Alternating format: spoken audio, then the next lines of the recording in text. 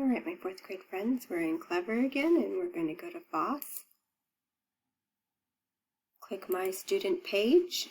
We're in Soils, Rocks, and Landforms.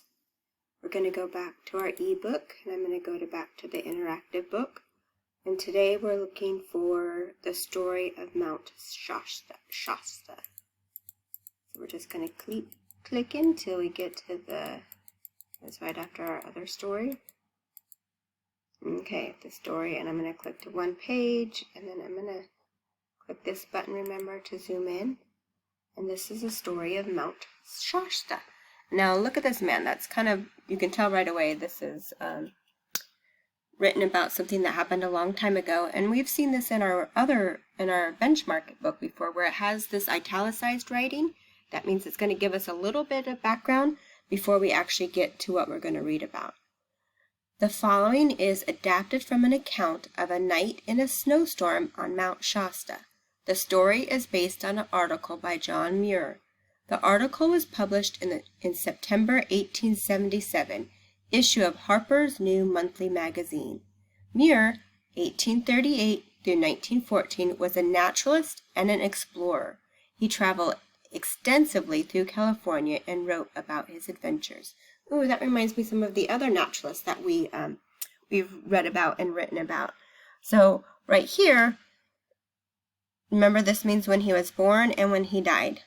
And so this was just one of his stories that he wrote. And it's not the whole thing, it's an adapted version. That means they've changed it just a little. I'm going to look at the picture first, so this is a profile view of Mount Shasta. So this is one of the, that's the mountain that we're going to read about. And I'm wondering if we click this, if it has a little video for us. It sure does. Well, there it is, coming around. So this is just another view of the mountain as somebody's driving towards Mount Shasta. You can see it's wide. And think of the contour lines that you would kind of draw around that to show that on that map. Alright, that was a new thing since this is an interactive book. It not only has pictures, it has little movies in it. Okay, the climb to the top of Mount Shasta is usually undertaken in summer during favorable weather. Then the deep snows have melted from the lower slopes.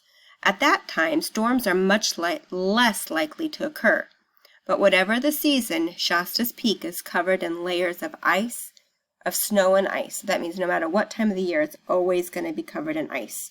So that tells you that that is pretty high up there. Because because the higher you go, the colder it gets.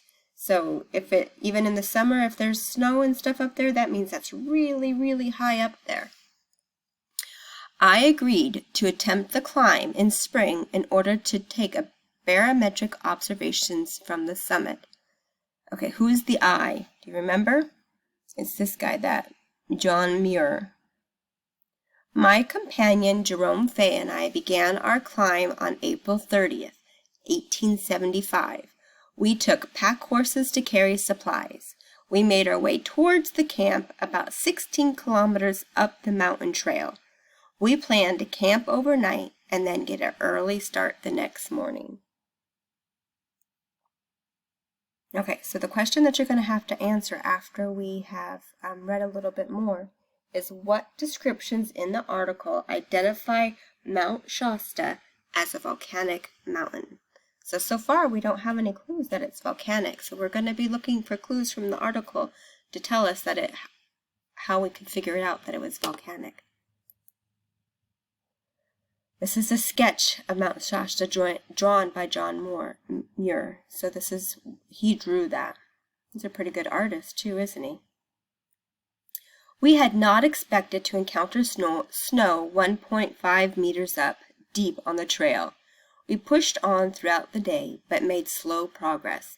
As the sun began to set, we realized we would not make our destination by nightfall. Determined to go on, we left the horses. We carried a day's provisions and our blankets up the slope to the timberline. Remember we talked about that. It's also called the tree line. There we set up camp, sheltered by a block of red lava. We slept only 2 hours. At 2 a.m. we rose to find a starry sky. After cooking our breakfast of venison on coals, we set off for the summit. Ooh, look at that. They were sheltered by a block of red lava. I'm guessing it wasn't moving because otherwise that would be too hot and they would get hurt. So I'm guessing it's hardened. So that's our first clue that they were on a volcano. Our pulses raced as we were surrounded by the beauty of the morning. We plunged ahead, hardly stopping for breath. Our boots clumped over the red lava apron that leads up to the west side of the mountain. We made our way towards the smaller of the two cone-shaped summits. We crossed the gorge that separates the two peaks and swung around the Whitney Glacier. Hot fumaroles, vents through which volcanic gases and steam escape, hissed and belched as we hiked upward. Ooh, there's another one.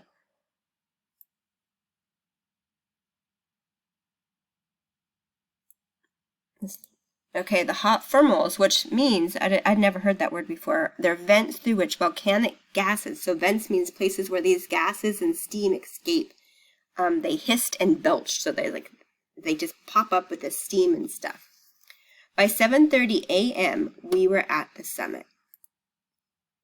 Faye and I marveled at the landscapes that surrounded us. I took a required barometric measurements and looked to my companion. At first I did not understand his frown as he stared southward. As I looked to the Shasta Valley, I knew why he was dismayed. The valley was filled with gray and purple cumulus clouds.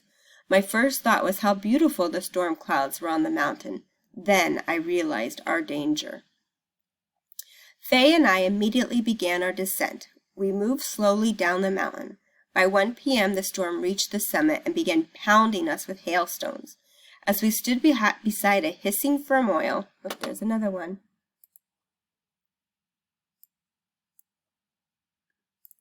I observed that hailstones were of an unusual shape, with 6 straight sides and a dome-like crown. Faye was interested less in the shape of the hailstones and more in the condition of the storm. All at once, the violence of the storm hit us with its might. Had I been alone, I might have attempted the descent. However, Faye convinced me that the only sane course to do was ride out the storm near the hissing hot springs. The temperature quickly dropped more than 11 degrees Celsius. The wind became violent.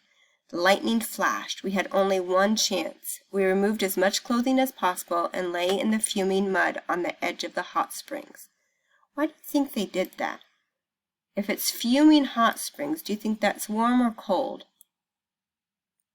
Yeah, fuming usually means warm. So they had it, even though it was so cold outside, they wanted to stay warm.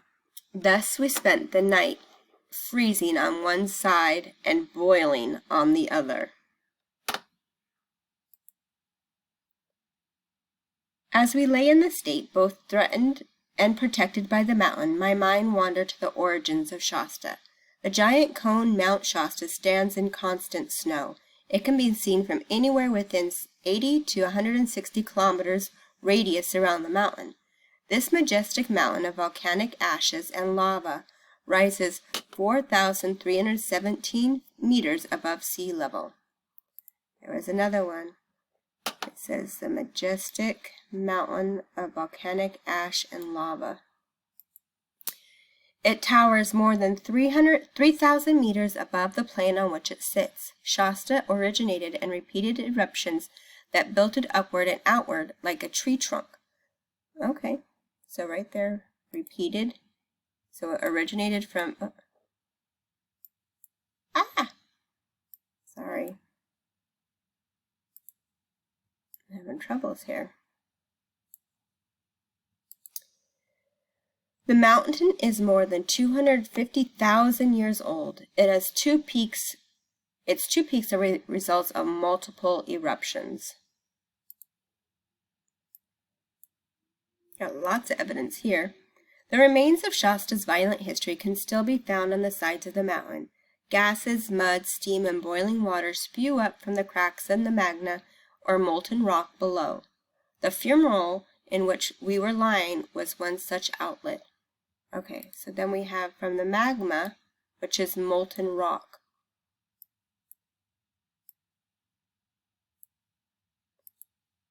As quickly as it came upon us, the storm ended. The sky became clear and filled with stars. The temperature was still too cold to attempt a descent of the mountain, so we remained in our cooker until morning. Then we trudged down the mountain in our frozen, stiff clothes. Luckily, we met at our camp by a friend with horses. As we descended, we could feel the sun's warmth on our backs. I looked over my shoulder at the great white cone of Mount Shasta. The ordeal of the previous night seemed like a faraway dream. And there's another sketch. Okay, so a Cascades volcano. Mount Shasta is located 65 kilometers south of California-Oregon border. At 4,317 meters, is the second highest mountain in the Cascade Range. Mount Shasta is an example of a stratovolcano. Stratovolcanoes are composed of lava flows, ash, and other material blown out by explosive activity. Shastina, the prominent cone on the west flank of Shasta, was active about 9,200 years ago. The Hotblum cone at Shasta's peak was active only a few centuries ago. All right. So, their question for today was, what descriptions in the article identify Mount Shasta as a volcanic mountain? So you might have to go back into your story and find all the things that we underlined, and then you can answer the question. Remember to write in complete sentences with capital letters and periods, please.